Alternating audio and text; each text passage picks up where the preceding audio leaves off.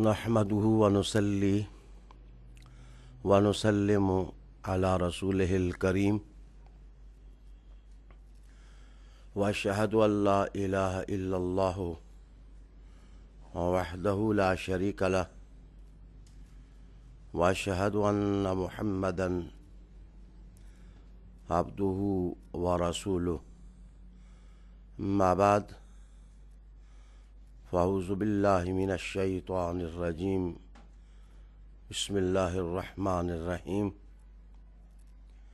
إن الله وملائكته يصلون على النبي يا أيها الذين آمنوا صلوا عليه وسلموا تسليما اللهم صل وسلم على سيدنا ونبينا ومولانا محمد وعلى آل سيدنا ونبينا ومولانا محمد وبارك وسلم صلی علیہ۔ ناظرین، اسی زندگی کا اعتبار ہے جس کی نسبت رسول اکرم صلی اللہ علیہ وآلہ وسلم کی ذات سے ہو۔ آپ صلی اللہ علیہ وآلہ وسلم نے فلاح انسانیت کے لیے خوبصورت قواعد دیے اور خوبصورت اصول زندگی دیے۔ انسان کی نجات، اس کا قلبی سکون اور اس کا ذہنی اطمینان حضور صلی اللہ علیہ وآلہ وسلم کی ذات سے وابستگی میں ہے۔ آپ صلی اللہ علیہ وآلہ وسلم کی اعلیٰ و والا اور بالا و منظم زندگی سے استفادہ کرنے کے لیے ہم قرآن حکیم فرقان مجید کی طرف رجوع کرتے ہیں۔ آج ہمارے ساتھ عرض وطن کے معروف قاری علامہ قاری اللہ بخش صاحب تشریف فرما ہیں۔ وہ تلاوت قرآن حکیم سے دلوں کو مسحور کرتے ہیں۔ جناب محترم عالی جناب قاری اللہ بخش صاحب۔ اعوذ باللہ من الشیطان الرجیم،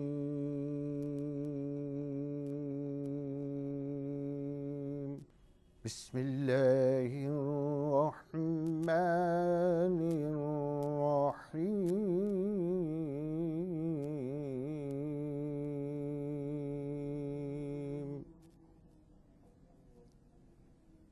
وَإِذَا مَا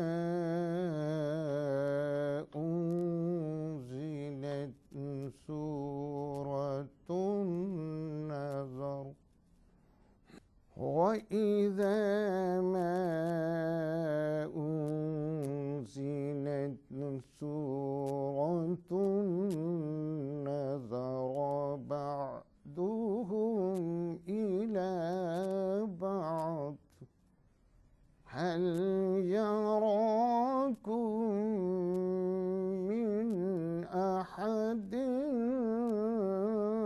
ثم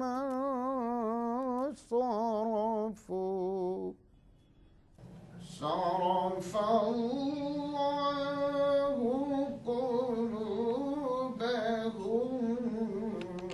بأنهم قوم لا يفقهون۔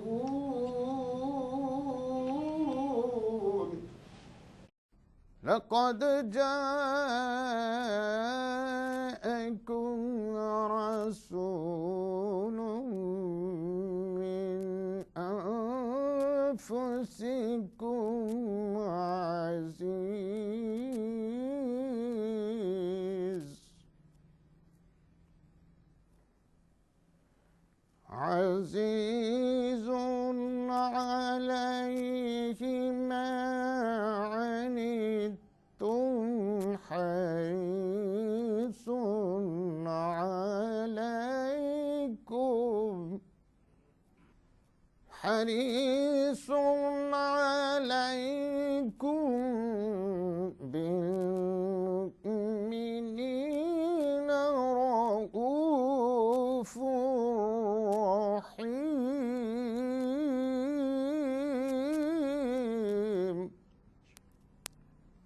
فإن تولوا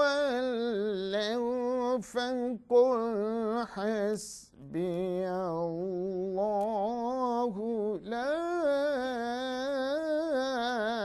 إله إلا هو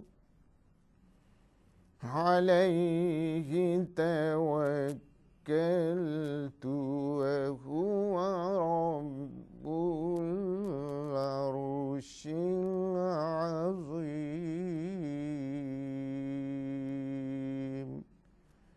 صدق الله العظيم.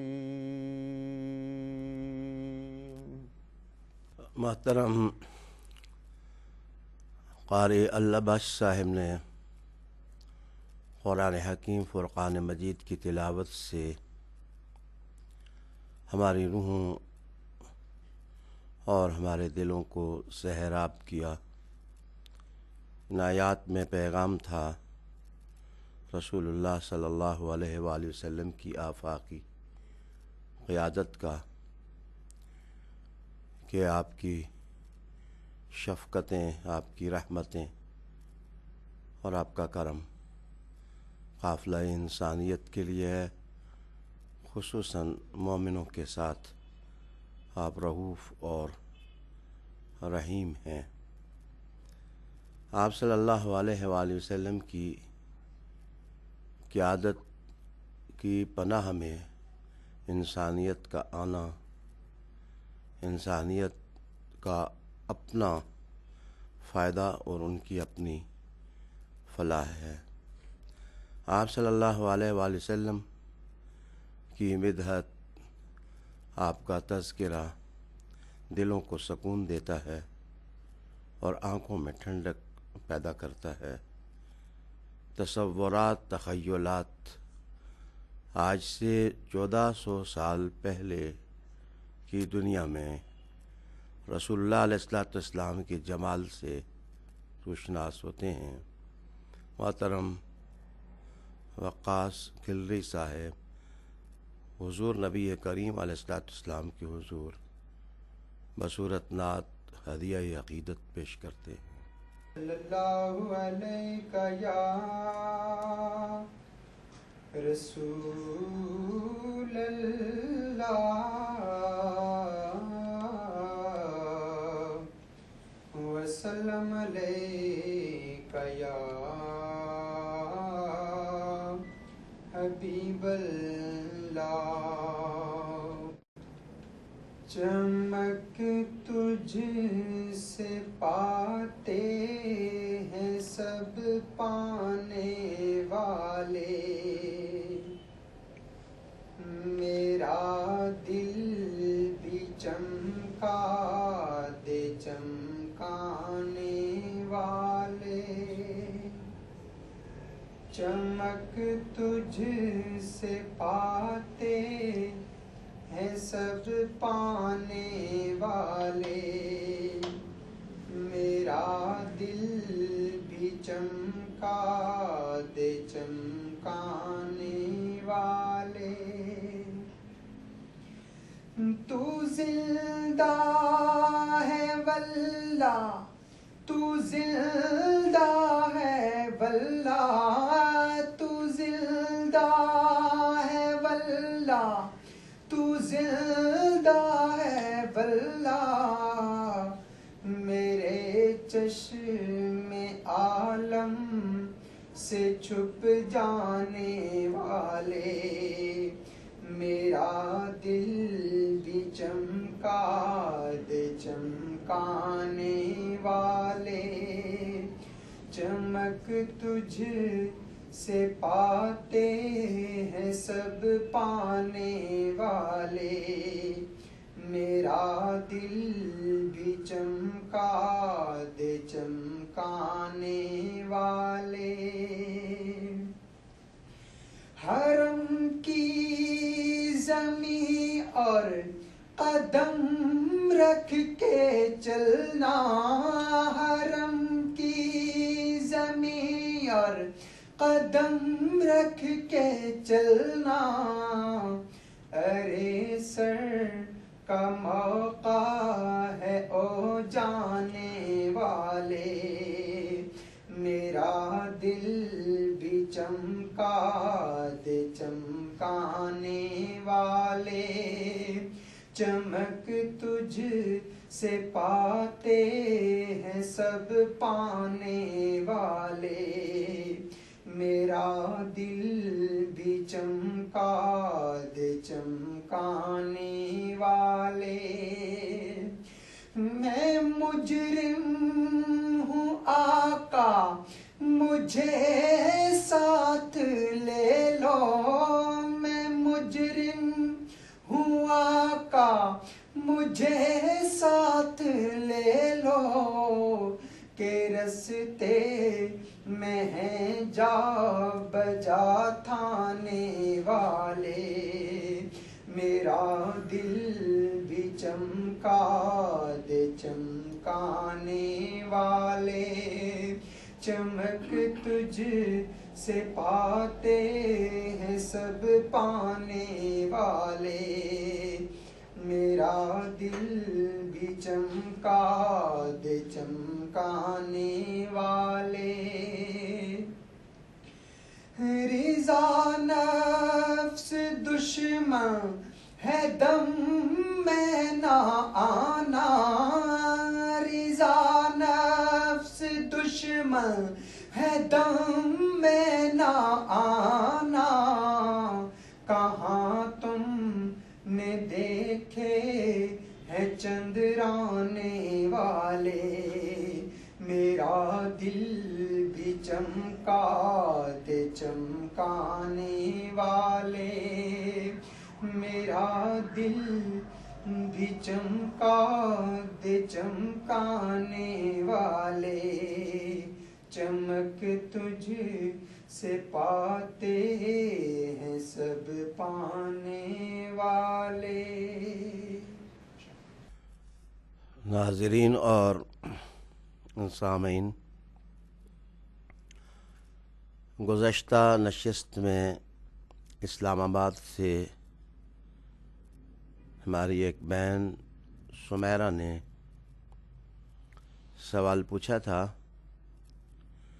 تہجد کی نماز کے بارے میں، اس کے وقت کے بارے میں، اور یہ سوال تھا کہ آیا تہجد کی نماز کے لیے سونا ضروری ہے؟ تو میں نے عرض کی تھی کہ آئندہ آنے والی نشست میں، یعنی آج کے دن، میں تہجد ہی کے حوالے سے قرآن حکیم فرقان مجید کی ایک دو آیتوں کی تشریح کروں گا۔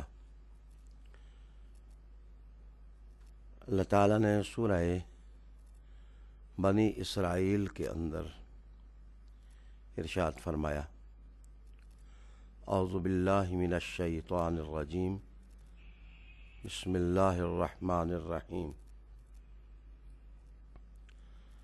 اقم الصلاۃ لدلوک الشمس إلى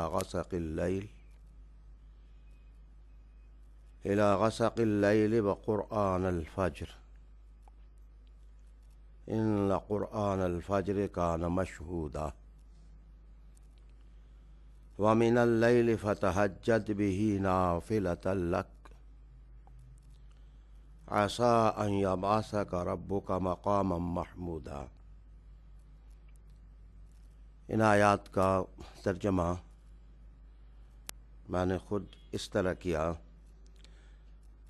نماز قائم رکھو سورج ڈھلنے سے لے کر رات کا اندھیرا چھا جانے تک، اور فجر کا قرآن پڑھنا قائم رکھیں، بے شک فجر کے وقت قرآن کی تلاوت کا مشاہدہ ہوتا ہے، اور رات کے ایک حصے میں تلاوت کتاب کے ساتھ نماز تہجد ادا کرو، یہ خاص آپ کے لیے زائد ہے، قریب ہے کہ آپ کو آپ کا پروردگار ایسا مقام بخشے جہاں آپ کی حمد ہی حمد ہو۔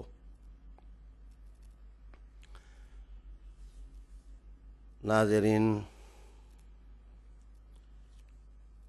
قرآن حکیم فرقان مجید تزکیہ نفس کے لیے، آسودگی روح کے لیے اور خلوص قلب کے قائم رکھنے کے لیے، جولنگائے حیات میں کامیابی کے ساتھ سفر کرنے کے لیے عبادت کو ضروری قرار دیتا ہے۔ عبادت میں بھی نماز کا جو مقام ہے، قیام صلاۃ کا جو مقام ہے، وہ کسی مسلمان سے مخفی نہیں ہے۔ نماز پنجگانہ کا قائم کرنا جہاں روحانیت کو مضبوط کرتا ہے، طبیعتوں کے اندر ایک عجب قسم کی کیفیت پیدا کرتا ہے۔ اللہ تعالیٰ نے مختلف مقامات پر نمازوں کے قائم کرنے کا درس دیا۔ آج جو آیات میں نے تلاوت کی، ان کا پہلا حصہ یہ ہے: اقم الصلاۃ لدلوک الشمس، نماز قائم کیجیے سورج کے ڈھلنے سے لے کر دلوک دلکا سے ہے۔ اس کا ایک معنی مائل ہونا ہوتا ہے اور جھکنا، اور دوسرا معنی اس کا ہوتا ہے ملنا۔ خورشید کے اور سورج کے ڈھلنے کے لیے دلوک لفظ قرآن حکیم نے استعمال کیا۔ معنوی مطابقت اس کی یوں ہوگی کہ دوپہر کے وقت جس وقت سورج بالکل نصف النہار پر ہوتا ہے، اس کی تپش انتہا درجہ زیادہ ہوتی ہے، اور اگر آپ اس وقت سورج کی طرف دیکھیں تو آنکھوں میں یہ توانائی اور تاب اور برداشت نہیں ہوتی کہ وہ سورج کو دیکھ سکیں۔ تو لامحالہ ایک فطری سا امر ہے کہ اس وقت آپ اپنے ہاتھوں سے آنکھوں کو ملنے لگ جائیں گے۔ تو دلوک کا مطلب ہوگا ایسا وقت جس وقت میں سورج کی تپش تمازت کی بنا پر انسان اپنی آنکھیں ملنے لگ جائے۔ یہاں اللباب کے اندر صاحب لباب نے لکھا کہ اس پر جو لام ہے لے دلوک، اس کا معنی ہوگا بعد دلوک۔ بعد دلوک کا مفہوم یہ ہے کہ جس وقت سورج ڈھل جائے اس وقت نماز قائم کریں۔ بالکل جس وقت نصف النہار پر ہوگا تو اس وقت تو عبادت نماز ممنوع ہے۔ اس لیے ائمہ تفسیر نے اس دلوک پر جو لام ہے اس کو بعد کے معنوں میں لیا ہے۔ اقم الصلاۃ لدلوک الشمس، اور دوسری معنوی مناسبت رازی، بیضاوی، شیخ زادہ وغیرہ مفسرین نے یہ لکھی کہ اس کا معنی مائل ہونا ہوتا ہے، جھکنا ہوتا ہے۔ تو ظاہر ہے کہ سورج کی عمودی کرنوں کے بعد جس وقت وہ اپنا سفر مغرب کی طرف کرتا ہے تو اس میں تھوڑا مغرب کی طرف جھکاؤ اور میلان پیدا ہوتا ہے۔ اس لیے ظہر کے وقت کے لیے یہ ایک کنایہ ہے جو اللہ رب العالمین نے یہاں استعمال کیا۔ اقم الصلاۃ لدلوک الشمس الی غسق اللیل، لیل رات اور غسق خوب چھا جانا رات کا۔ مفسرین نے لکھا کہ یہ الہ جو ہے اس میں تمدید ہے، طوالت ہے۔ اس کا مفہوم یہ ہے کہ ظہر کی نماز سے لے کر عشاء کی نماز تک جتنی نمازیں ہیں گویا ان کا حکم اس آیہ کریمہ میں دیا گیا۔ اس میں ظہر بھی ہے، عصر بھی ہے، مغرب بھی ہے اور عشاء بھی ہے۔ پانچویں نماز رہ گئی تھی تو اسے وقرآن الفجر سے تعبیر کیا گیا۔ قرآن مجید ویسے بھی ہر نماز کے اندر پڑھا جاتا ہے، اور جو عبادت کے مقاصد ہیں وہ قرآن حکیم پڑھ کر اور سن کر ہی پورے کیے جا سکتے ہیں۔ صبح کے وقت قرآن مجید کا پڑھنا انتہائی یکسوئی کے عالم میں ہوتا ہے۔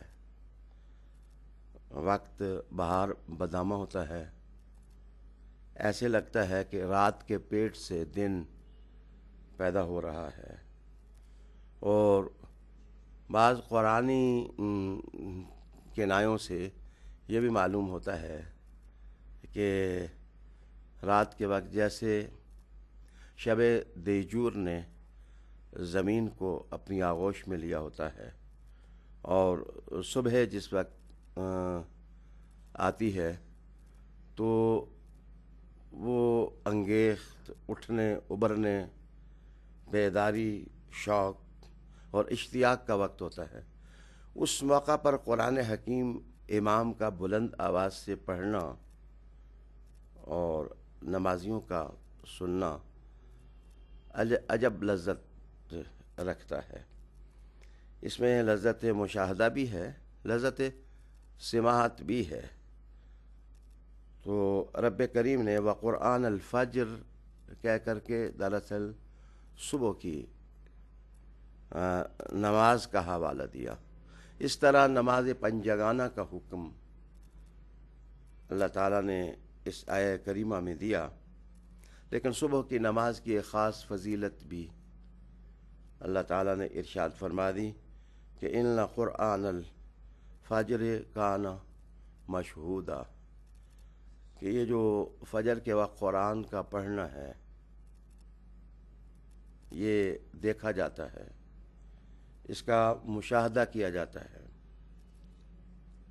قرآنی بلاغت کا یہ بڑا لطیف نکتہ ہے۔ شاید آپ نے قرآن حکیم کی تلاوت کے دوران محسوس بھی کیا ہو کہ جو چیز پڑھی جاتی ہے اس کا تعلق تو سننے کے ساتھ ہوتا ہے، دیکھنے کے ساتھ نہیں ہوتا۔ دیکھنے کے ساتھ تو کسی وجود اور کسی حیت کا تعلق ہوتا ہے۔ قرآن کا معنی ہوگا ایسی کتاب جو بہت زیادہ پڑھی جانے والی ہے، موسٹ بک، بہت ہی زیادہ جس کی تلاوت کی جاتی ہو۔ تو فجر صبح کا وقت ہے، تو عجیب بلاغت کا نکتہ ہے کہ اللہ تعالیٰ نے اس کو ایسے نہیں تعبیر کیا کہ جس وقت تم قرآن پڑھتے ہو صبح تو تمہارا پڑھنا اللہ سنتا ہے۔ اس کو کہا ان قرآن الفجر کان مشہودا، قرآن کا جو پڑھنا ہے یہ دیکھا جاتا ہے، یا تو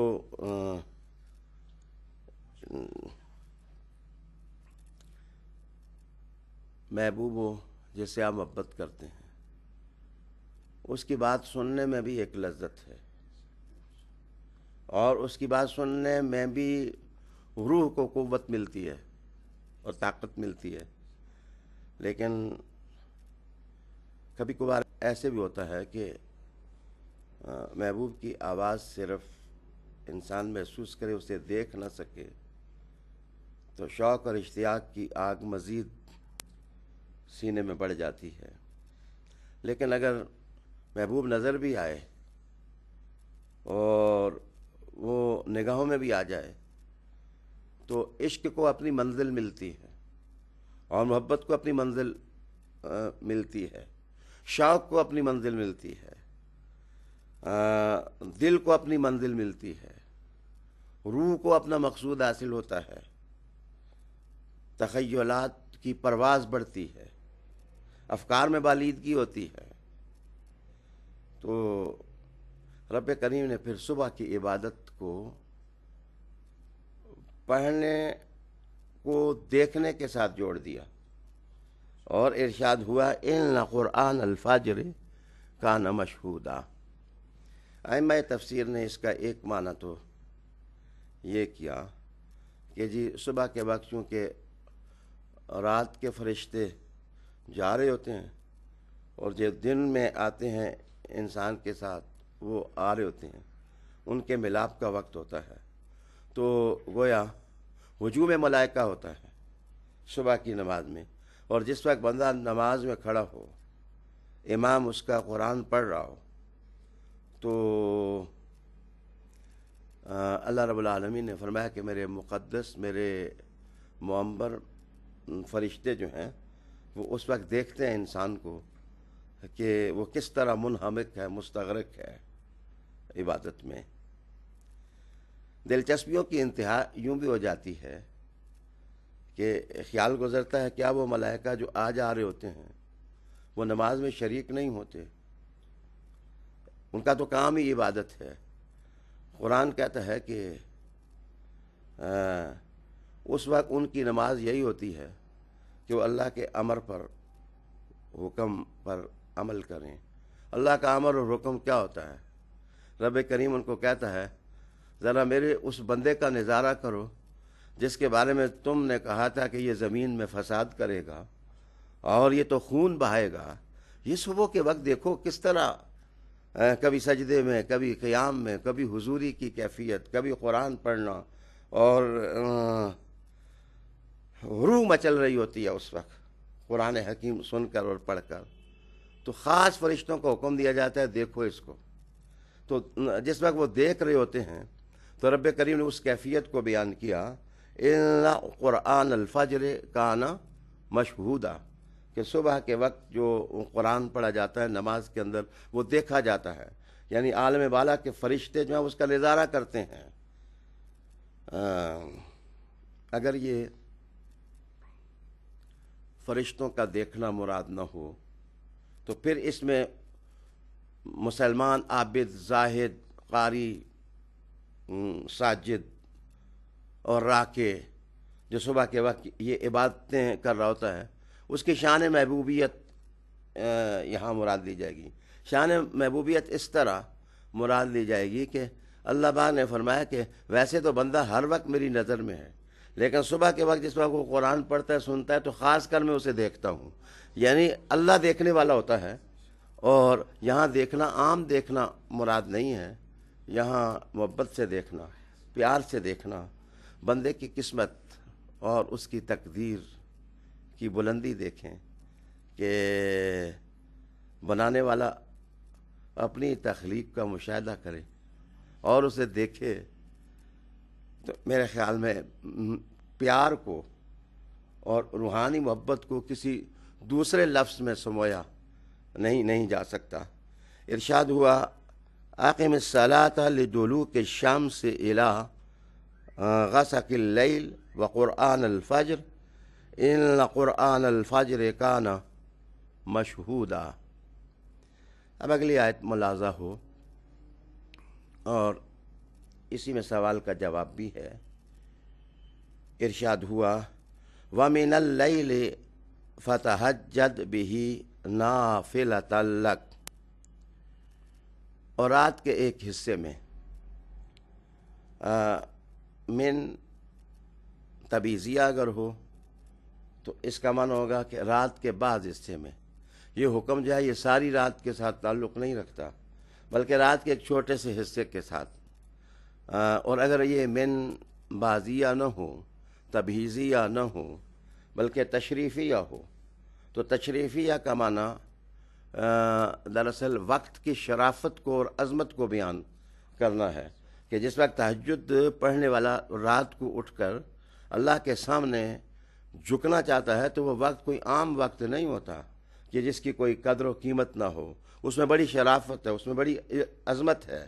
رب کریم نے فرمایا وَمِنَ اللَّيْلِ فَتَہَجَّدْ بِهِ نَافِلَةً لَكَ.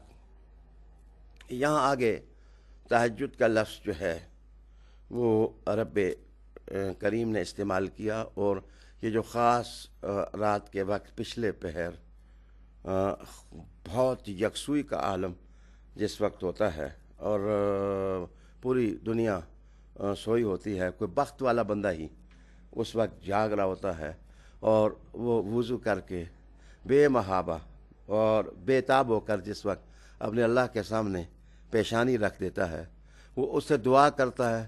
میں کہتا ہوں دعا کرنا اور ہے مناجات کرتا ہے.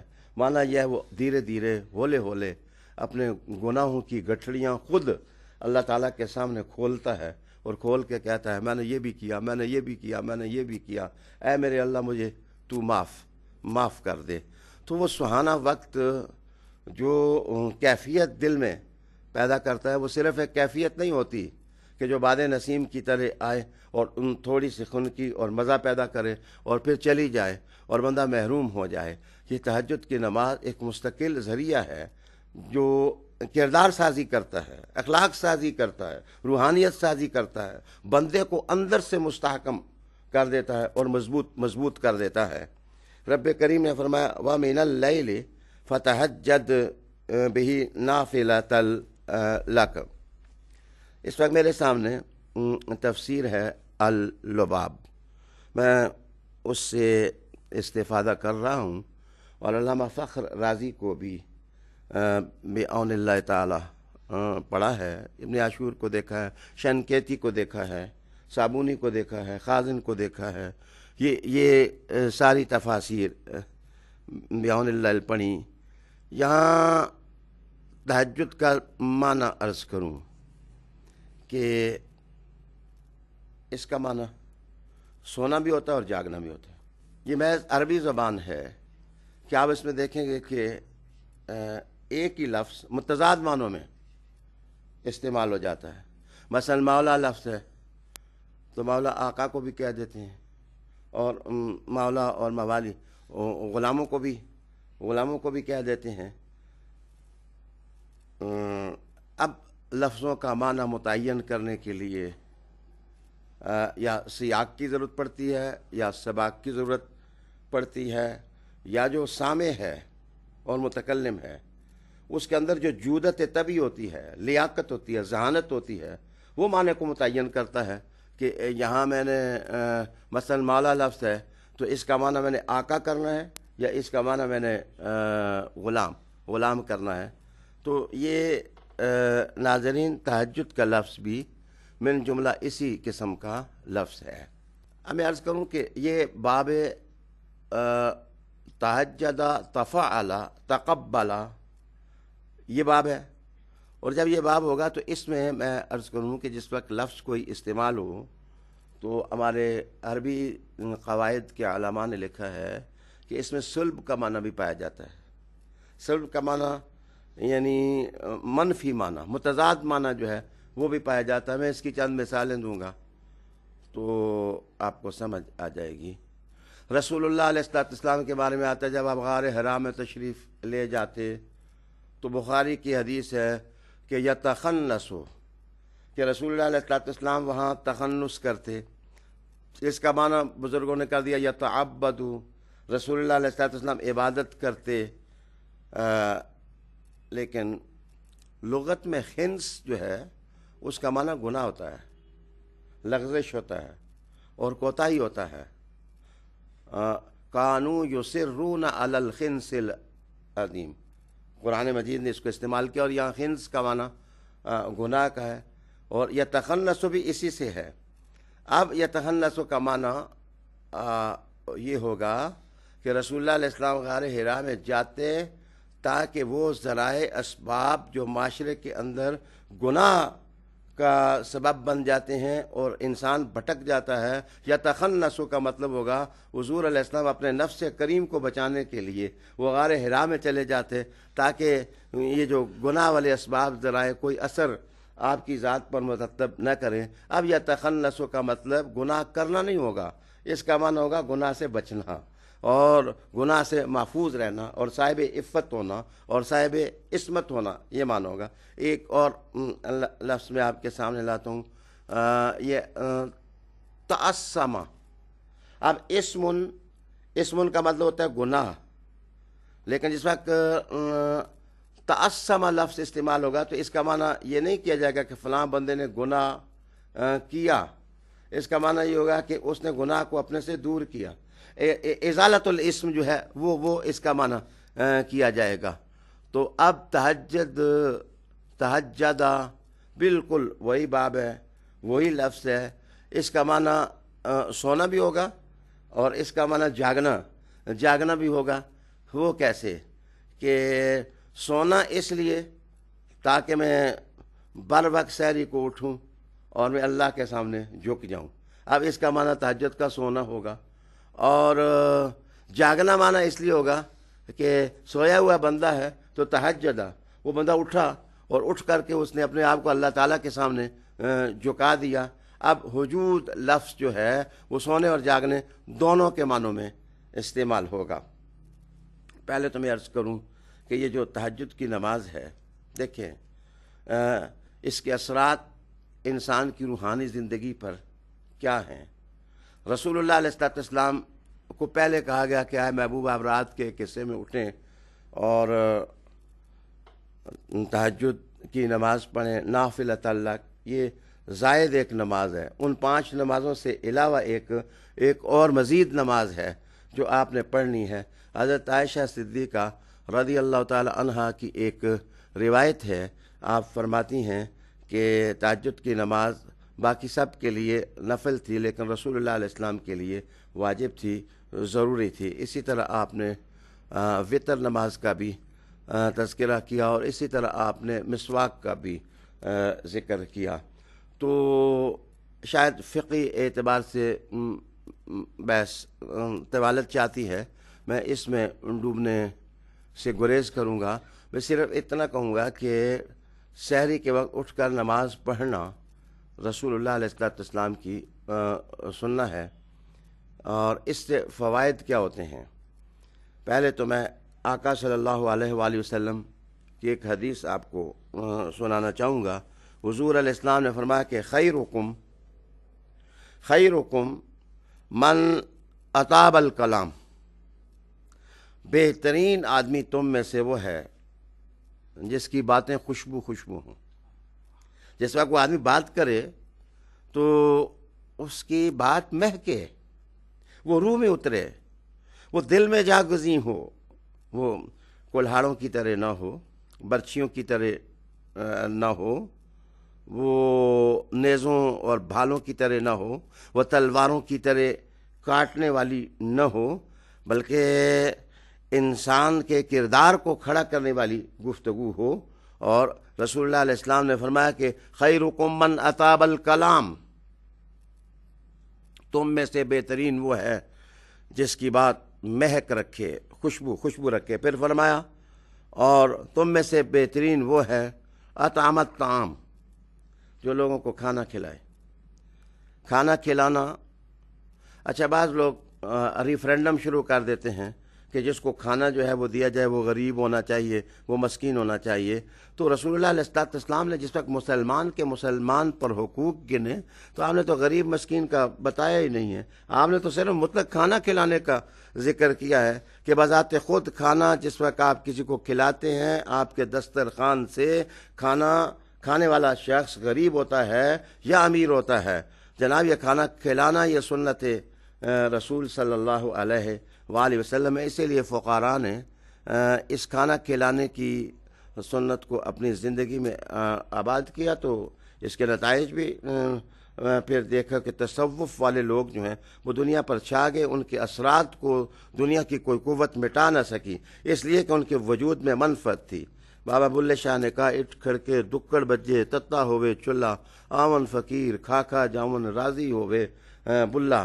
رسول اللہ علیہ السلام نے فرمایا تم میں سے بہترین شخص وہ ہے کہ جو طعام لوگوں کو پیش کرے، کھانا کھلائے۔ پھر آپ نے فرمایا وصلی باللیل والناس نیام، اور جس وقت لوگ سوئے ہوئے ہوں اور وہ اٹھ کر کے نماز پڑھے تہجد کی، تو رسول اللہ علیہ السلام نے فرمایا اس سے برتر کوئی شخص جو ہے وہ نہیں ہو سکتا۔ ایک مرتبہ رسول اللہ علیہ السلام سے سوال پوچھا گیا کہ امت کے برگزیدہ لوگ کون ہیں؟ تو حضور علیہ السلام نے فرمایا کہ قرآن کے حافظ۔ پھر رسول اللہ علیہ السلام نے فرمایا اور وہ لوگ جو تہجد اٹھ کے پڑھتے ہیں اور نفلوں میں قرآن مجید پڑھتے ہیں، اللہ کے سامنے جھکتے ہیں اور اپنے گناہوں کی وہ معافی مانگتے ہیں۔ تو اسی طرح حضرت مولا علی کرم اللہ وجہ الکریم کا ایک ارشاد سنانا چاہوں گا نماز تہجد کے بارے میں۔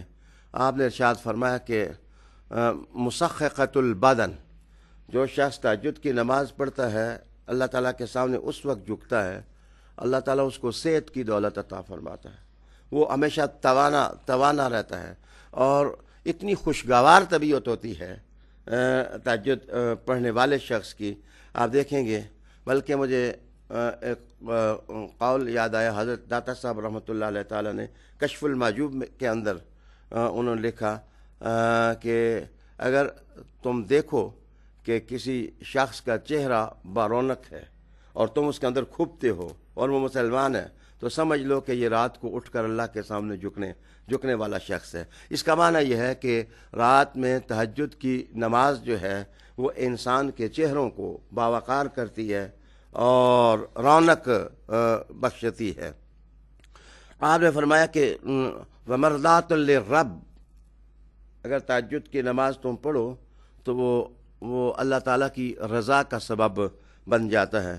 پھر آپ نے فرمایا وسیلہ لحصول الرحمہ، اور یہ وسیلہ ہے اللہ کی رحمت کے حصول کا۔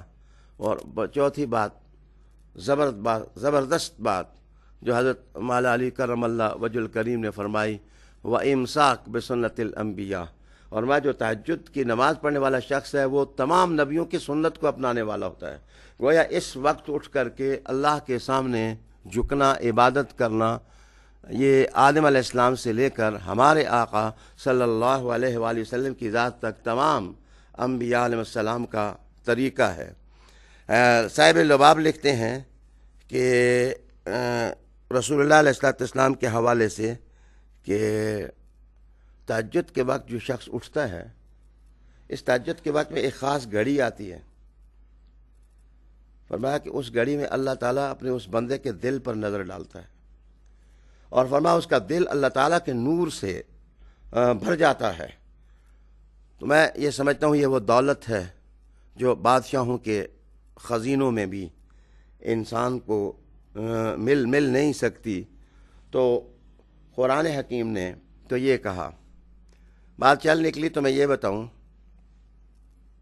کہ یہ تو فضیلت وہ ہے جو میں نے رسول اللہ علیہ السلام کی ایک حدیث عرض کی اور مولا علی کا ایک ارشاد عرض کیا۔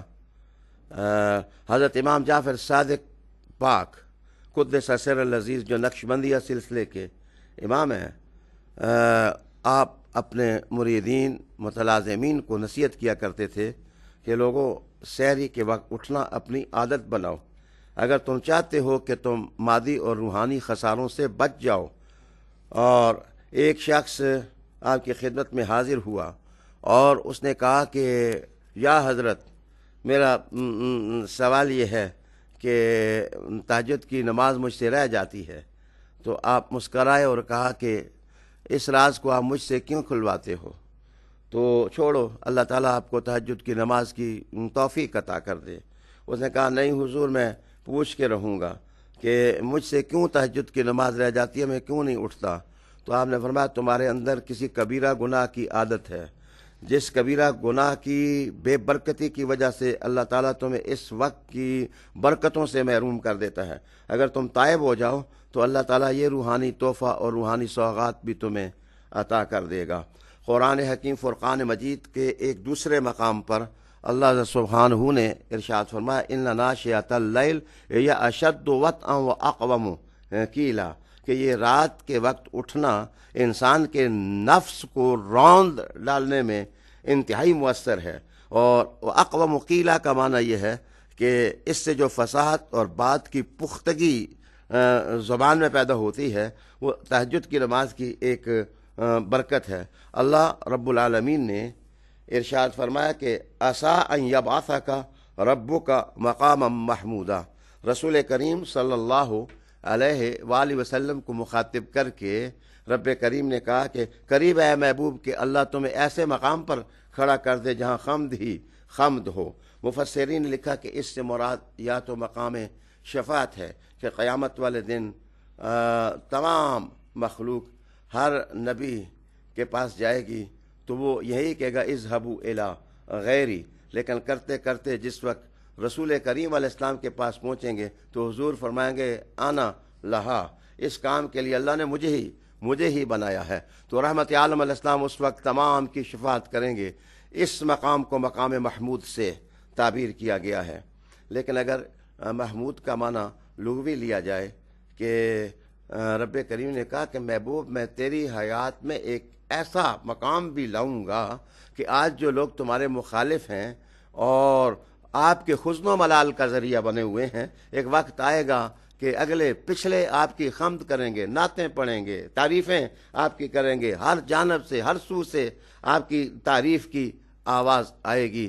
یہ ورفعنا لک ذکرک کا جلوہ تھا جو اللہ رب العالمین نے یہاں بتایا، لیکن مجھے ایک مفسر کی یہ بات بہت اچھی لگی کہ اللہ تعالیٰ نے مقام محمود کو تہجد کی ادائیگی کے ساتھ جوڑ دیا کہ اے بہو یہ جو تو سحری کے وقت اٹھ کر کے میرے سامنے جھکتا ہے، سر رکھتا ہے، مجھ سے مناجات کرتا ہے، مجھ سے مانگتا ہے، میں دیتا ہوں، تو اس کا اثر یہ ہے کہ میں مقام محمود سے تمہیں نواز دوں گا۔ اور اگر اللہ رب العالمین کی بندگی کا شوق جو ہے وہ آ جائے تو اس وقت انسان بہت سارے اپنے مسائل اللہ کی مدد کے ساتھ حل کروا لیتا ہے۔ اب آئیے مسئلے کا جواب کہ سونا دراصل اس لیے سننا ہے، لیٹنا، کہ سحری کے وقت آپ کو نشاط حاصل ہو جائے اور آپ پوری دل جمی کے ساتھ بغیر کسی بوجھ اور تھکاوٹ کے آپ تہجد کی نماز جو ہے وہ ادا کر سکیں۔ لیکن اگر آپ کسی وجہ سے سو نہیں سکیں تو اس کا یہ مطلب نہیں ہے کہ تہجد کی نماز جو ہے وہ ادا ہی نہیں کی جا سکتی۔ بہت سارے ائمہ بزرگ ہیں جو رات کے وضو کے ساتھ صبح کی نماز پڑھتے تھے اور رات ساری عبادت کرتے رہتے تھے۔ مثلاً امام اعظم ابو حنیفہ رحمۃ اللہ علیہ تعالی اب ساری رات قرآن مجید کھڑا ہو کر کے پڑھتے اور آرام کرنے کا موقع ہی نہ ہوتا تاکہ اسی وضو کے ساتھ آپ صبح کی نماز پڑھ لیتے۔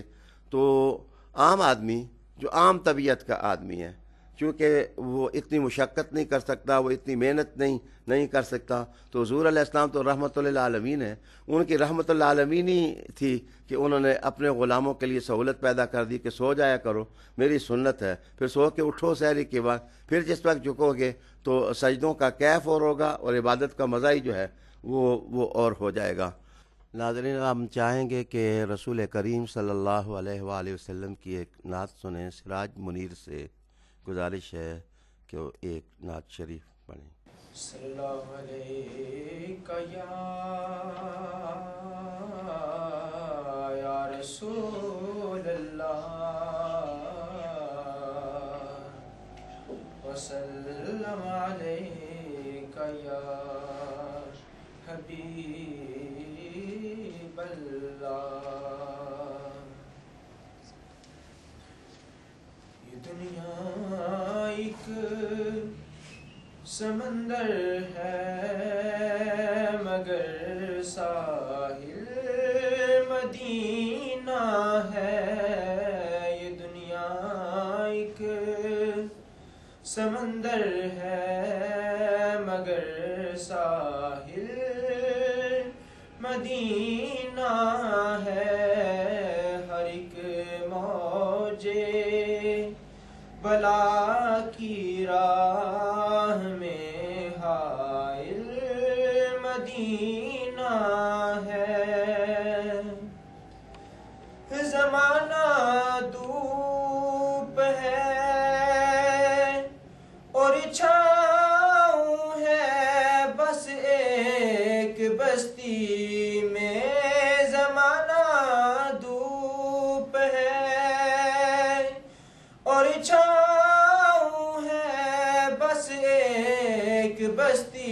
میں دنیا جل کے بجھ جاتی مگر شامل مدینہ ہے یہ دنیا جل کے بجھ جاتی مگر شامل مدینہ ہے ہر ایک موج بلا کی راہ میں حائل مدینہ ہے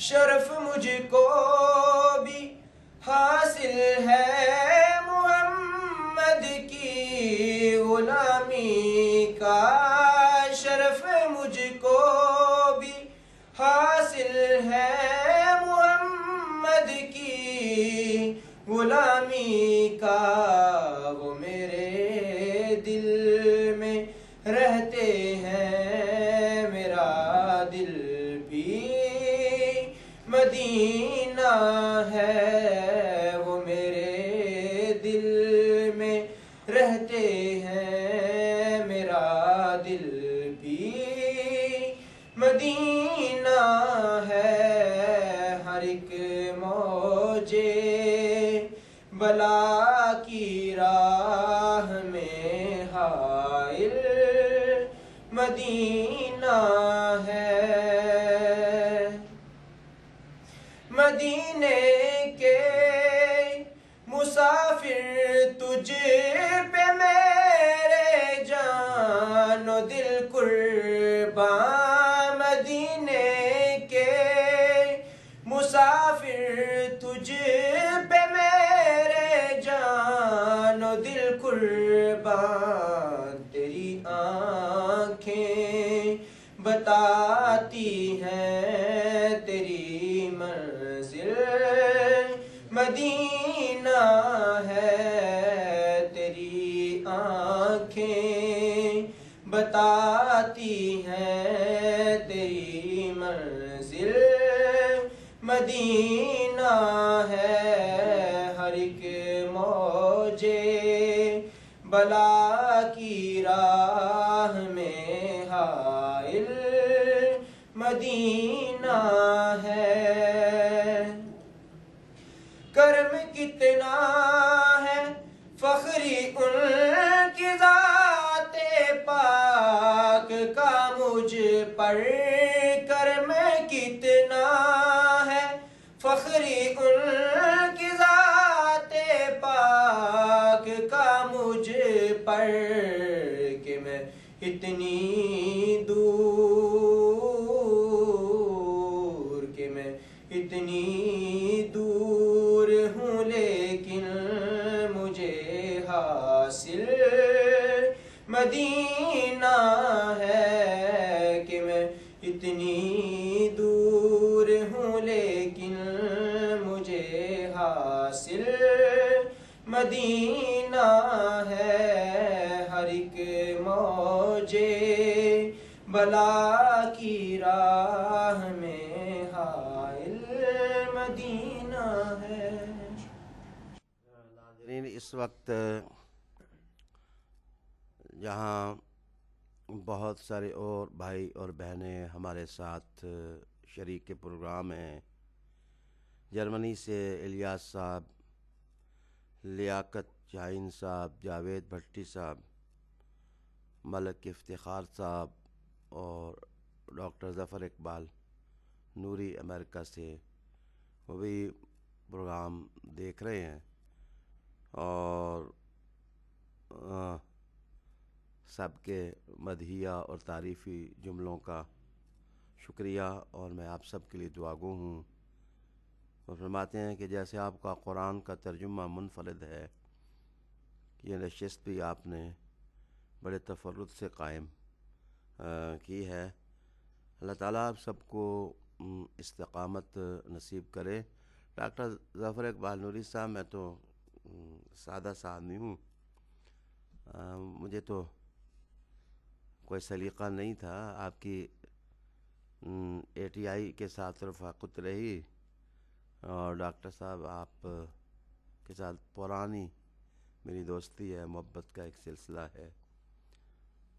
بڑی مہربانی، اللہ تعالیٰ امریکہ میں آپ سے دین مبین کا کام لے، اور عزیزم الیاس ارشد آپ جہاں جہاں ہیں دین مبین کی خدمت کریں، دنیا کے رزق کے معاملے میں پرواہ نہ کریں۔ رزق اللہ تعالیٰ کی طرف سے مقدر ہے، جتنا مقدر میں ہوتا ہے اتنا ضرور ملتا ہے۔ آپ ورید ہوں، آپ پین لیں اللہ اور اللہ کے رسول صلی اللہ تعالی علیہ وسلم کے دین کا، اللہ تعالیٰ خود آپ کے لیے راہیں کشادہ کر دے گا، دنیا میں بھی اور آخرت میں بھی۔ اب ناظرین، ہمارے ساتھ میرے ایک پرانے دوست بیٹھے ہیں، نیاز احمد صاحب۔ یہ آج کل کینیڈا ہوتے ہیں اور یہاں سے تشریف لے گئے ہیں، تو پاکستان آئے، میرے ساتھ ملاقات کے لیے تشریف لائے، تو میں نے انہیں پروگرام میں شریک کر لیا۔ یہ میرے پرانے دوستوں میں سے ہیں۔ جب میں راول پنڈی کی ایک معروف بستی ہے ٹینچ باٹا، اس میں مسجد المینار کا خطیب تھا، تو یہ بچے ہوتے تھے، قرآن مجید کی تفسیر مجھ سے پڑھی۔ ان کے جو سسر والد تھے، انہوں نے مجھ سے تقریباً 11 مرتبہ دورہ تفسیر پڑھا۔ مجھے اب بھی وہ صبح کا وقت یاد آتا ہے جب وہ 70 سال اور 80 سال کے بابے قرآن مجید کا آ کر کے درس لیتے۔ بڑا اسپرٹ لوگوں میں تھا۔ ابھی میرے ساتھ اسی دور کے ایک عزیز اظہر بھی شریک ہوئے ہیں، ٹی آئی کے معروف کارکن ہیں، تو ان کے لیے میں دعا گو ہوں۔ نیاز صاحب سے گزارش کرتا ہوں کہ کوئی کینیڈا کے حالات پر کچھ گفتگو آپ فرمائیں، کوئی بتائیں وہاں کے حالات کیسے ہیں، کس طرح دینی کام ہو رہا ہے، کیسے ہونا چاہیے۔ السلام علیکم ورحمۃ اللہ وبرکاتہ۔ میں شاہ صاحب کا بہت شکر گزار ہوں اور آپ کی نگاہ کرم ہے کہ آپ نے مجھے یہ موقع فراہم کیا۔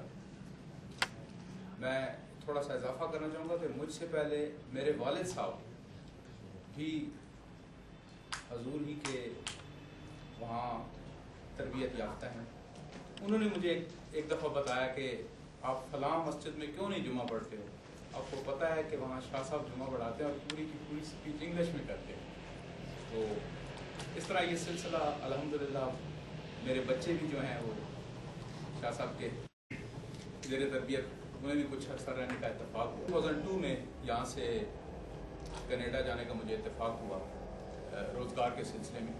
اللہ کا شکر ہے کہ دوسرے ملکوں کی بنسبت کینیڈا میں جو مسلمانوں کی ایک حیثیت ہے وہ اچھی ہے، ان کو زیادہ رسپیکٹ دی جاتی ہے وہاں پر۔ میں اس کی ایک چھوٹی سی مثال اس طرح دوں گا کہ ہم لوگ جس وقت وہاں گئے تو میرے بچے جس اسکول میں جانا شروع کیے وہاں پر، تو پہلا ہی رمضان جس وقت آیا تو ہمارے بچے سارے جو تھے وہ پرائمری اسکول تھا، پر وہ ان کی تربیت اس طرح تھی کہ وہ بچپن سے روزے رکھتے تھے۔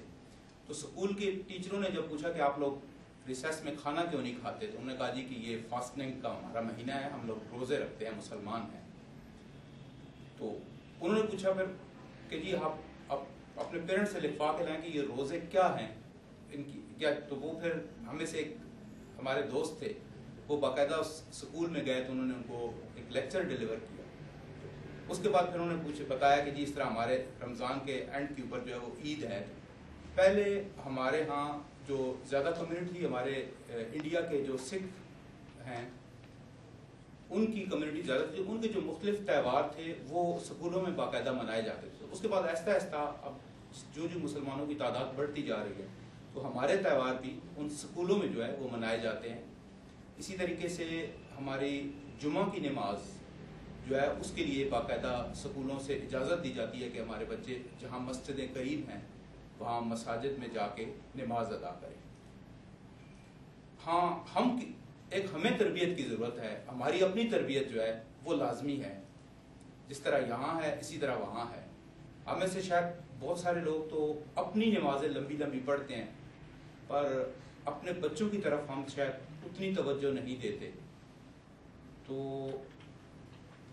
اگر شاہ صاحب نگاہ کرم فرمائیں، اور میں وہاں پر ہمارے اور بہت اچھے مہربان اور بزرگ ہیں، بدیع الدین سہروردی صاحب، یہ بڑے بھائی ہیں فصیح الدین سہروردی صاحب جو معروف نعت خوان ہیں ان کے، تو وہ آتے رہتے ہیں۔ میں ان سے بھی گزارش کرتا رہتا ہوں کہ شاہ صاحب سے رابطہ کریں، تو ہمیں یہاں سے کوئی ایک ایسا اسٹوڈنٹ وہاں چاہیے اپنے اس جگہ کے لیے جو کہ ہماری اور ہمارے بچوں کی صحیح لائنوں کے اوپر جو ہے وہ تربیت کر سکے، کیونکہ وہاں پر جو سب سے کمی ہے وہ اچھے مبلغ دین کی ہے، تو اس کی جو ہے وہ اشد ضرورت ہے۔ تو اگر یہ کمی پوری کر دی جائے تو پھر الحمدللہ، میں نے جس طرح پہلے بتایا کہ اب جس طرح ہم لوگوں نے اپنے بچوں کو یہ بتایا کہ آپ اپنے ٹیچروں کو، جس طرح وہاں ایک ان کا پرنسپل تھا تو اس کا مسٹر کوپر نام لے کے لیتے تھے، ہم نے کہا کہ بیٹے نام نہ لیا کرو، سر کہا کرو۔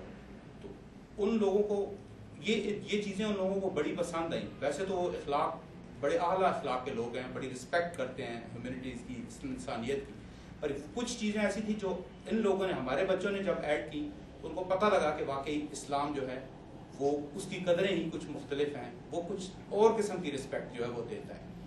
تو ہمیں لیکن اس میں ہمیں بہت زیادہ اور ہماری تربیت جو ہے وہ ضروری ہے۔ تو اس طرح کی جو تھی وہ ساری۔ نیاز صاحب نے ہمیں کینیڈا کے معاملے میں وہاں کے ماحول کے بارے میں معلومات سے نوازا،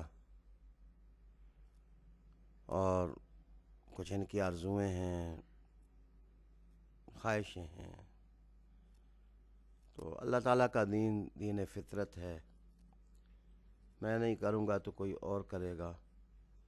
آپ شوق کی انگیٹھی گرم رکھیں، اللہ پاک کرم کرے گا، کوئی نہ کوئی اللہ والا بندہ آپ کو مل جائے گا۔ نہیں تو میں خوش طبعی کرنے لگا ہوں آپ خود ہی اللہ والے بن جائیں، اور مسلسل جیسے آپ سیکھتے آ رہے ہیں، آپ دین مبین کا کام کرنے کے لیے اپنے آپ کو پریپیئر کریں۔ انشاءاللہ قطرہ قطرہ مل کے دریا ہو جاتا ہے۔ تو انسان کے ماتھے پر نہیں لکھا ہوتا کہ دین کی خدمت کون بہتر کس طرح کرے گا۔ بعض اوقات کتابوں اور لائبریریوں کا گھونٹ بھرنے والے علماء بے توفیق ہوتے ہیں، ان سے کوئی دینی کام نہیں ہوتا، اور تجارت کی غرض سے دوسرے ملک میں گئے، اللہ تعالیٰ نے ان سے دین مبین کا کام لے لیا۔ اللہ تعالیٰ اس زمین کی تقدیر تبدیل کرے، اور اس کے چپا چپا پر رسول کریم علیہ السلام کی دعوتوں، ان کی عظمتوں کے جھنڈے لہرائیں۔ لیکن اس مقصد کی خاطر مسلمانوں کو اپنے دل میں تپش پیدا کرنی ہوگی، اپنے شعور کو بیدار کرنا ہوگا، تو انشاءاللہ تعالی اللہ تعالیٰ کی بھی مدد ہو جائے گی۔ ناظرین، اب ہم ایک سوال کی طرف بڑھتے ہیں۔ یہاں راول پنڈی سے حافظہ صوبیہ ہیں، اصل لفظ تو یہ سویبہ ہوتا ہے، لیکن ہمارے ہاں یہ صوبیہ ہی چلتا ہے۔ تو وہ فرماتی ہیں پروگرام بہت اچھا ہے، معلوماتی ہے، شاہ جی کی خدمت میں سلام، اور سوال یہ ہے کہ عقیقے کا گوشت نان مسلمز کھا سکتے ہیں یا نہیں کھا سکتے؟ تو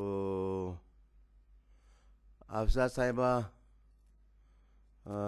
آپ کی بڑی مہربانی، آپ ہمارے ساتھ شریک نشست اور شریک محفل رہتی ہیں، باتیں غور سے سنتی ہیں۔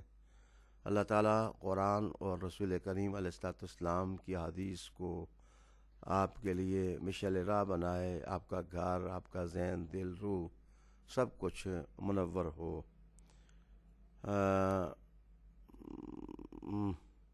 عرض کروں گا کہ ایک اور سوال بھی اسی کے ساتھ ہے، وہ آپ ہی کے سوال کے ساتھ لنکڈ ہے۔ نام انہوں نے نہیں لکھا کہ عوام میں مشہور ہے کہ عقیقے کا گوشت جو ہے وہ ماں باپ اور دادا دادی نہیں کھا سکتے۔ تو میں پہلے عرض کروں گا کہ دادا دادی کے لیے اور بابا امی کے لیے کوئی پابندی نہیں ہے، وہ بچے کے عقیقے کا گوشت تناول کر سکتے ہیں۔ اسلام دین آفاق ہے، دین فطرت ہے، دین خدمت ہے۔ آپ صریح ممانعتیں جب تک نہ ہوں تو خام خواہ کی بندشیں اپنے لیے گڑا نہ کریں۔ ایک زمانے تک تو زکوٰۃ کی رقم بھی غیر مسلموں کو تالیف قلب کے لیے دی جا سکتی تھی، تو وہ تو مسئلہ زکوٰۃ کا ہے، جو کچھ علماء نے رہنمائی کی وہی ٹھیک ہے۔ لیکن میں عرض کروں گا کہ اگر کوئی نان مسلم آپ سے قریب ہو کر دین سے قریب ہو سکتا ہے تو اس کو صرف عقیقے کا ہی گوشت نہ کھلائیں، کبھی کبھی ویسے ضیافت میں بھی گوشت کھلایا کریں اور کچھ پیسے لگا لیا کریں، تو اللہ تعالیٰ اس طرح آپ کے اس اقدام کی برکت سے بہتری پیدا کر دے گا۔ راول پنڈی سے ایک ثنا ہے بہن دینی، وہ پوچھتی ہیں کہ میرے چچا نے مجھے بچپن میں گود لیا تھا اور میرے چچا ہی نے میری پرورش کی ہے۔ اب والد محترم اور چچا میں لڑائی ہو گئی ہے، دونوں کا کہنا یہ ہے کہ یہ ہماری بیٹی ہے، ہمارے پاس رہے گی، تو اس بارے میں شریعت کیا کہتی ہے؟ میں کدھر جاؤں، اپنے والد کی طرف یا اپنے چچا کی طرف؟ آپ کے سوال کا جواب 3 شقوں میں دوں گا۔ پہلی بات تو یہ ہے کہ اپنے چچا اور اپنے والد میں صلح کرا دیں۔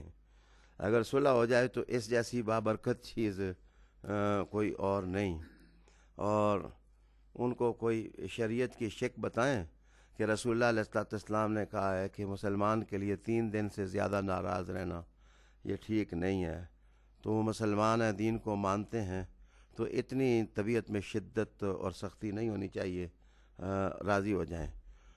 آپ کے سوال کے جواب میں دوسری شق یہ ہے، اور میں یہ عرض کرنا چاہوں گا کہ اگر آپ شادی شدہ ہیں، آپ کے سوال کے لہجے سے مجھے پتہ چلتا ہے کہ آپ میریڈ ہیں۔ اگر شادی شدہ ہیں تو آپ چاچے بابے کی لڑائی کے بجائے اپنے خامن کے پاس رہیں، زیادہ اس کے پاس رہنا آپ کے لیے بہتر ہے۔ چچا سے بھی شفقتیں لیں اور ابا سے بھی شفقتیں آپ لیں، دونوں کی شفقتیں آپ کے کام آئیں گی۔ اور تیسرا یہ ہے کہ اگر ایسا نہیں ہے تو پھر میں عرض کروں گا کہ بیٹی باپ ہی کی ہوتی ہے جس کے تخم سے پیدا ہوتی ہے، شریعت مطہرہ بہرحال باپ ہی کو ترجیح دیتی ہے۔ ناروے کا ایک شہر ہے سٹانگر، وہاں سے امبرین ایک لڑکی ہیں، انہوں نے مجھے امتحان میں ڈال دیا ہے کہ آپ نے ہمارے گھر میں ایک دفعہ دوپہر کا کھانا کھایا تھا، بھلا یاد کریں کب کھایا تھا، اور ساتھ سوال یہ کیا کہ اگر اسلام میں مرد کو 1 سے زیادہ شادیوں کی اجازت دی گئی ہے تو یہ تعلیم انصاف پر مبنی نہیں، عورت کو 4 مرد رکھنے کی اجازت کیوں نہیں دی گئی؟ تو امبرین بہن، مجھے یاد ہے ماشاءاللہ سٹانگر ناروے کا بڑا خوبصورت شہر ہے جسے سمندر کے پانیوں نے گھیرا ہوا ہے۔ میں سٹانگر کے شہریوں مسلمانوں کے لیے دعا گو ہوں کہ جب میں وہاں دورے پر آیا تھا تو اس شہر کے مسلمانوں نے جس طرح میرا استقبال کیا وہ میری یادوں کی کتاب میں اب بھی تازہ ہے۔ اور وہاں میرے میزبان تھے خالد منیر بٹ، میں ان کا گھر سمندر کے اندر تھا اور میں ان کا مہمان اس سمندر والے گھر میں بنا تھا۔ ان سے آپ نے دعوت کا ٹائم لیا تھا اور ایک دوسرے سمندر کے کنارے دوپہر کی دعوت آپ نے ہماری کی تھی۔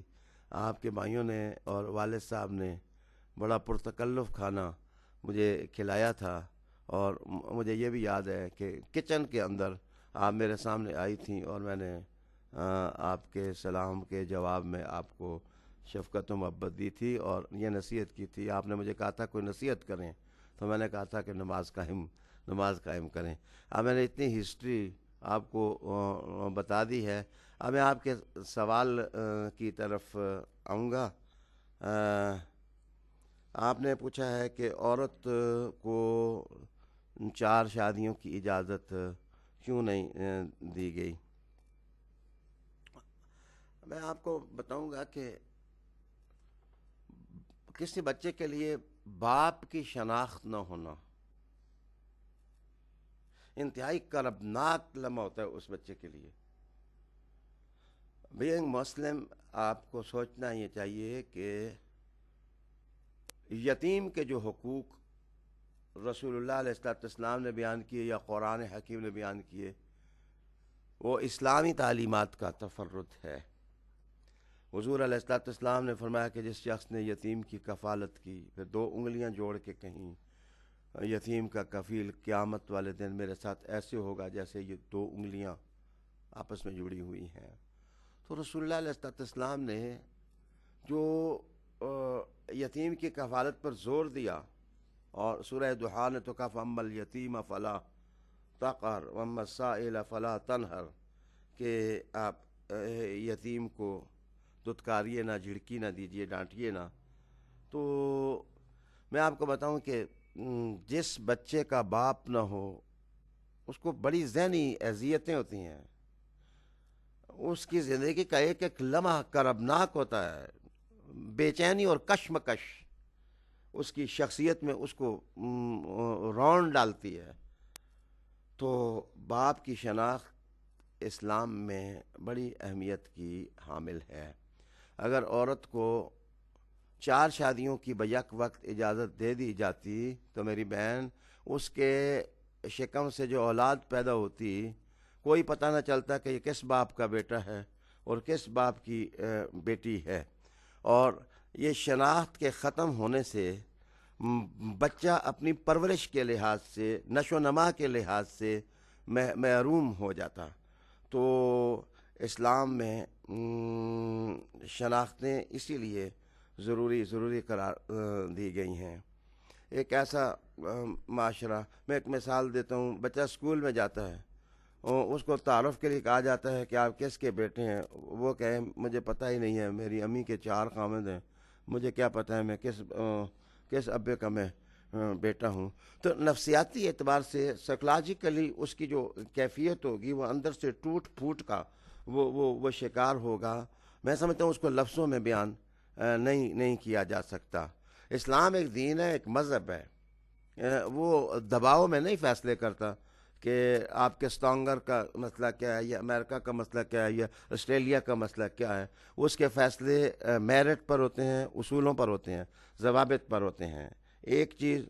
اور دوسرا میں آپ کو کہوں گا کہ عورت کی طبعی حالتیں بعض ایسی ہوتی ہیں کہ اس کے اندر مرد کی خواہش اس وقت دم توڑی ہوتی ہے. اسلام دین عفت ہے، دین عصمت ہے. مثلا 8 دن 10 دن عورت خاوند کے ساتھ بیوی بن کر اس کو خاوند رکھ کر کے وہ رہ نہیں سکتی، ازواجی تعلقات نہیں رکھ سکتی. 8-10 دنوں میں اگر خاوند کو اجازت دے دی جائے اس کے ساتھ ملنے کی، تو اس کے ساتھ طبی زیادتی ہوگی، فزیکل اس کے ساتھ زیادتی ہوگی. جس چیز کی وہ متحمل نہیں ہے اس کو کس طرح متحمل بنایا جا سکتا ہے. تو مرد کو جو شادیوں کی اجازت دی گئی ہے تو اس کی وجہ یہ ہے کہ عورت 20 ڈیز مہینے کے اندر جو ہے وہ اس خواہش کے پورا کرنے کا سامنا کر سکتی ہے.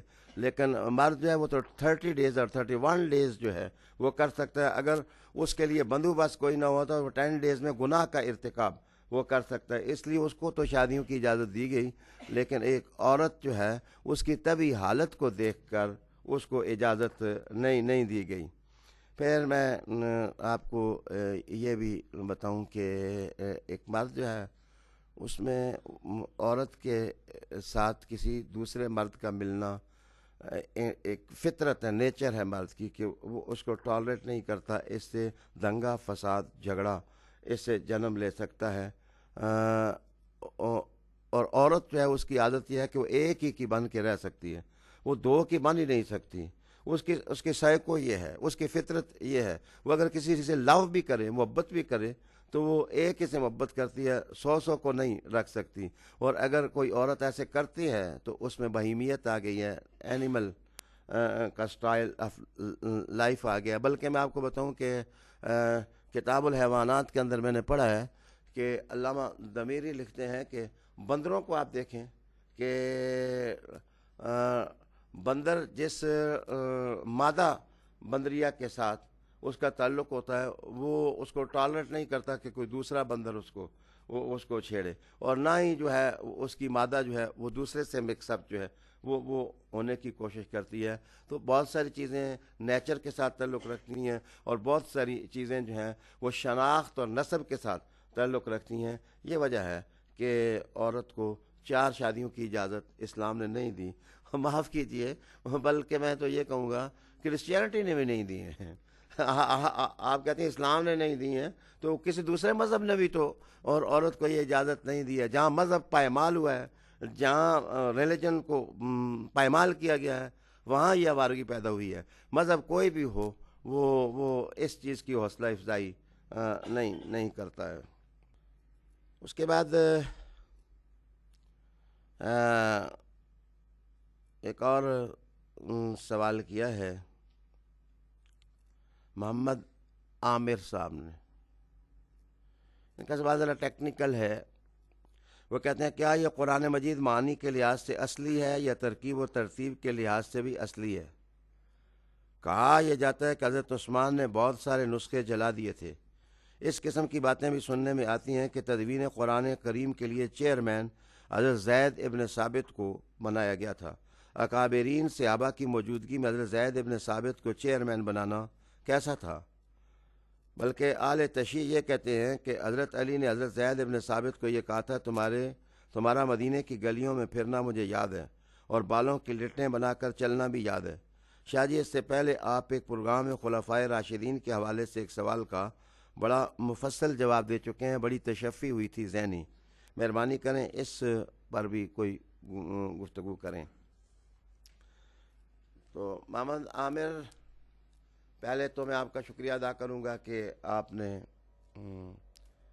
پختون بیلٹ سے ہماری طرف توجہ دی ہے، ہماری بات سننے کے لیے۔ اللہ تعالیٰ آپ کو دینی رہنمائی کا نور نصیب کرے۔ ہاں، قرآن مجید کی حفاظت کا جہاں تک تعلق ہے، آپ اس بات کو عقیدہ بنائیں، ذہن میں رکھیں، دل میں راسخ کریں کہ اللہ تعالیٰ نے ارشاد فرمایا کہ اِنَّا نَحْنُ نَزَّلْنَا الذِّکْرَ وَإِنَّا لَهُ لَحَافِظُونَ۔ ہم نے ذکر نازل کیا اور ہم ہی اس کی حفاظت کرنے والے ہیں۔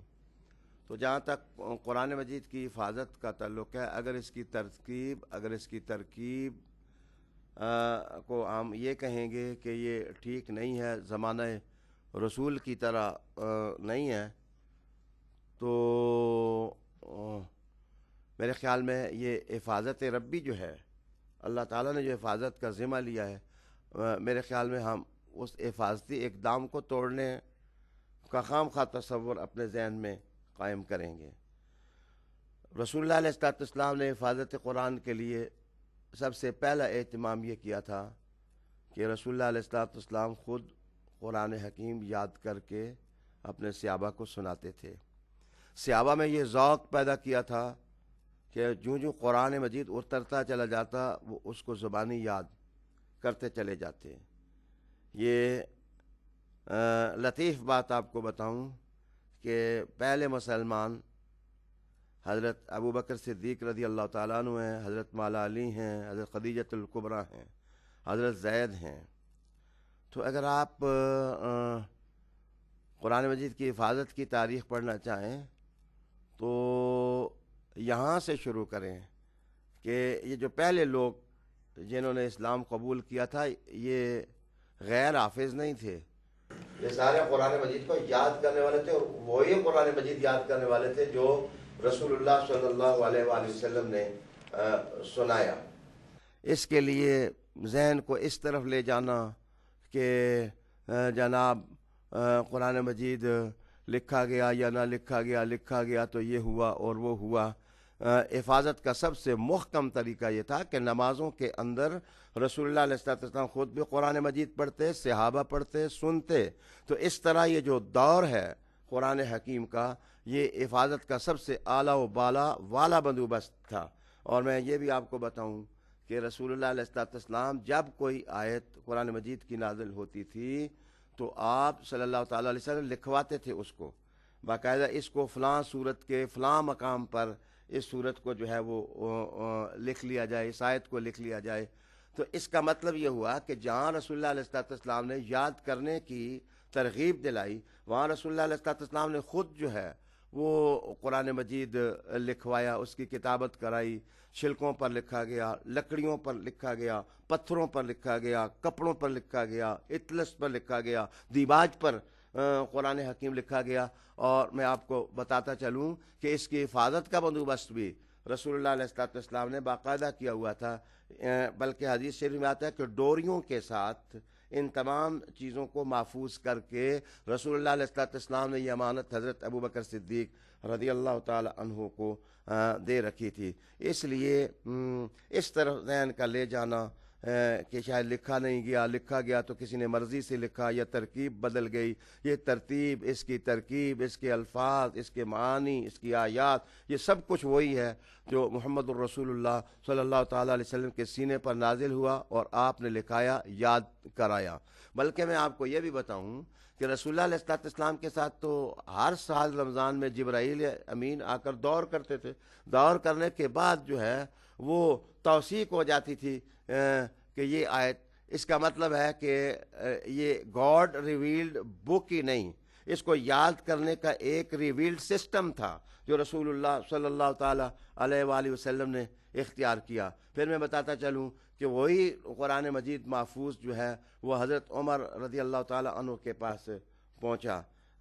باقی رہ گیا معاملہ یہ کہ حضرت زید ابن ثابت تو قرآن مجید کی خدمت کرنے کے لیے اکابر صحابہ میں سے کسی نے کچھ کیا یا اصاغر صحابہ میں سے کسی نے کچھ کیا، میرے خیال میں وہ تو لائق تحسین ہے، وہ اس پر تو ان پر سلام ہمیں بھیجنا چاہیے کہ وہ سب یک دست ہو گئے تھے، سب صحابہ رسول اللہ علیہ السلام کی غلامی میں ایک تھے، انہوں نے ایک ہو کر کے اس قرآن مجید کو محفوظ کیا تھا۔ حضرت مولا علی کرم اللہ وجہ الکریم، بلکہ میں آپ کو یاد کروں گا کہ جس وقت خلافت راشدہ کے بعد حضرت معاویہ رضی اللہ تعالی عنہ جس وقت پہلے بادشاہ جس وقت آپ بنے تو آپ نے رجوع کیا حضرت مولا علی کی طرف کہ نان مسلم جو ہیں وہ آ رہے ہیں اور اے علی اگر آج ہم نے قرآن مجید کے رسم الخط کے حفاظت کا بندوبست نہ کیا تو کیا بنے گا؟ تو حضرت مولا علی کرم اللہ وجہ الکریم نے ارشاد فرمایا تھا کہ معاویہ تم نے صحیح دروازہ کھٹکھٹایا ہے اور بر وقت دروازہ کھٹکھٹایا ہے، یہ کام سوائے میرے اور کون کر سکتا تھا؟ تو حضرت مولا علی کرم اللہ وجہ الکریم نے خدمت کی، حضرت عثمان رضی اللہ تعالیٰ عنہ نے خدمت کی۔ ہوا یہ تھا کہ سب لوگوں نے قرآن مجید جس وقت اپنے پاس لکھے تو کچھ لوگوں نے تشریعاتی جملے بھی بیچ میں لکھ دیے تھے، کچھ لوگوں نے حدیث کو بیچ میں لکھ دیا۔ حضرت عثمان رضی اللہ تعالیٰ عنہ نے اپنے دور میں صرف یہ کیا تھا کہ انہوں نے وہ ایک نسخہ جو حضرت ابوبکر صدیق، حضرت عمر بن الخطاب رضی اللہ تعالیٰ عنہ اس نسخے کے مطابق تمام نسخوں کو گویا جمع کر کے آفاق کی پوری بستی میں اس قرآن مجید کو پھیلا دیا، اور اس میں بھی کوئی قرآن مجید میں انحراف نہیں ہوا تھا، قرآن مجید میں کوئی تبدیلی نہیں ہوئی تھی۔ تو یہ تو حضرت عثمان رضی اللہ تعالیٰ عنہ کا بہت بڑا کارنامہ تھا۔ البتہ ایک چیز کی میں ضرور کروں گا تصحیح کہ یہ جو کہا جاتا ہے کہ حجاج بن یوسف نے قرآن مجید پر اعراب لگائے، زبریں اور زیریں لگائے، یہ ٹھیک بات نہیں ہے۔ اس لیے ٹھیک نہیں ہے کہ میں آپ کو بتاؤں کہ حجاج بن یوسف کا دور بنتا ہے 86 تک، 86 سے کچھ پہلے کا دور بنتا ہے۔ اور حضرت عمر فاروق رضی اللہ تعالیٰ عنہ کے دور میں جو اسلامی سلطنت کی حدود تھیں وہ 18 لاکھ مربع میل تک پھیل چکی تھیں، اور حضرت عثمان رضی اللہ تعالیٰ عنہ کے زمانے میں 25 لاکھ مربع میل تک یہ سلسلہ پہنچ گیا تھا، جس میں صرف عرب بلاد نہیں تھے بلکہ عجم کے کئی ممالک اور ریاستیں جو ہیں وہ اسلامی قلم رو میں شامل ہو گئی تھیں۔ تو میں آپ کو بتاؤں گا، مجھے بتائیے کہ دور عثمان میں، دور علی میں حضرت بلکہ میں یہ بھی کہوں گا کہ حضرت معاویہ رضی اللہ تعالیٰ عنہ کے دور میں تو کیا وہ لوگ جو اجمی تھے ان کو ویسے یہ حالات کے رحم و کرم پر چھوڑ دیا گیا تھا؟ ان کے قرآن مجید کی ٹیچنگ کا کوئی بندوبست نہیں کیا گیا تھا؟ یہ 86 کے اندر اعراب لگانے کا یہ جو افسانہ ہے، اور حجاج بن یوسف جو ظالم ترین انسان تھا وہ پھر یہ خدمت اس کے ذمہ کی جاتی ہے، میرے خیال میں یہ تاریخی مغالطہ ہے، اور ہمیں ان مغالطوں سے نکلنا چاہیے۔ ہماری تحقیق یہ ہے کہ اعراب کا سارا کام حضرت مولا علی کرم اللہ وجہ الکریم کی نگرانی میں ہوا تھا، اور خلفائے راشدین جتنے ہیں وہ سب آپس میں ہم آہنگ تھے، مل کر کے انہوں نے قرآن مجید کی حفاظت کے لیے اپنے آپ کو وقف کر رکھا تھا۔ آپ کے سوال کا جواب یہ کہ یہ قرآن مجید وہی ہے، اس میں شوشہ، شد، مد، زبر، زیر کوئی اس میں تبدیلی نہیں ہے، یہ وہی صحیفہ ہے جس کا نزول رسول اللہ صلی اللہ تعالیٰ علیہ وآلہ وسلم کے سینہ منور پر ہوا۔ ناظرین، اب ایک بات کا حوالہ ضرور دوں گا۔ آج 25 دسمبر ہے اور قائد اعظم محمد علی جناح کا یوم پیدائش ہے، اور میں عرض کروں گا قائد اعظم محمد علی جناح اللہ کی نعمتوں میں سے ایک نعمت تھے، ان کا بڑا احسان ہے، ان کی کوششوں کے ساتھ دنیا کے نقشے پر پاکستان ابھرا ہے، اور آج ہم نمازیں ادا کرنے میں، عبادت کرنے میں آزادی محسوس ہی نہیں کر رہے۔ اللہ تعالیٰ نے یہ نعمت عملاً ہمیں دے رکھی ہے، تو ہمیں ان کو نہ صرف خراج تحسین پیش کرنا چاہیے بلکہ ان کی زندگی کے اصولوں سے ہمیں رہنمائی حاصل کرنی چاہیے۔ دیکھیں، ان کی عظمت شخصیت کا اعتراف تو ان کے بدترین دشمنوں نے بھی کیا۔ گاندھی کا ایک قول میں نے پڑھا، انہیں کہا تھا کہ قائد اعظم محمد علی جناح، وہ قائد اعظم تو نہیں کہتے تھے، قائد اعظم تو ہم کہتے ہیں، محمد علی جناح عزم اور استقلال کا کوہ گراں ہے۔ انہوں نے کہا کہ عزم اور استقلال کا اس کو نہ کوئی لالچ اور نہ کوئی خوف اس کو اپنے راستے اور منزل سے ہٹا نہیں سکتا۔ یہ بدترین دشمن جو تھے ان کا خیال ہے۔ بلکہ ماسٹر تارا سنگھ نے ایک جگہ کہا تھا کہ یہ شخص جو ہے قائد اعظم محمد علی جناح، یہ اگر ہم سکھوں میں پیدا ہو جاتا تو ہم اس کی پوجا کرتے، لیکن یہ مسلمانوں میں جا پیدا ہوا ہے۔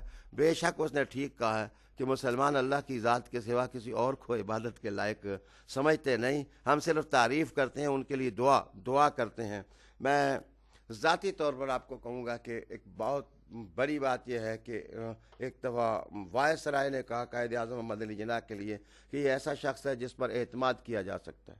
آج سیاست کی ظلمتوں کے اندر آپ محسوس کریں گے، سیاستدانوں کو ایک قطار میں کھڑا کر کے آپ دیکھیں کیا ان میں سے کسی پر مکمل اعتماد کیا جا سکتا ہے، تو جواب بڑا عجیب ہوگا۔ لیکن قائد اعظم محمد علی جناح ایسی شخصیت ہیں کہ جن کے بارے میں ان کے دشمن بھی کہتے ہیں کہ یہ قابل اعتماد شخص ہے۔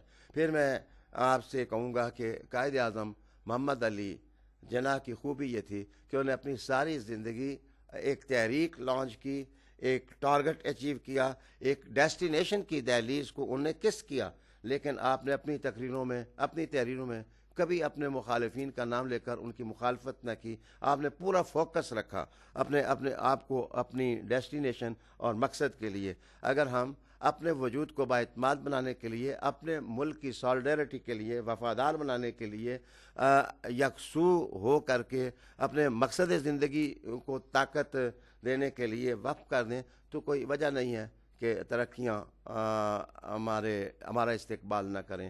قائد اعظم محمد علی جناح کو اللہ تعالیٰ غری کے رحمت فرمائے۔ آج کی نشست ہم اسی پر کلوز کریں گے۔ اسلام زندہ باد، قائد اعظم محمد علی جناح زندہ باد، پاکستان پائندہ باد۔ تو شاہ خوباں تو جانے جا شار خوباں تو جانے جانا ہے چہرہ ام الکتاب تیرا تو شار خوباں تو جانے جانا تو شار خوباں تو جانے جانا ہے چہرہ ام الکتاب تیرا تو شار خوباں تو جانے جانا تو شار خوباں تو جانے جانا ہے چہرہ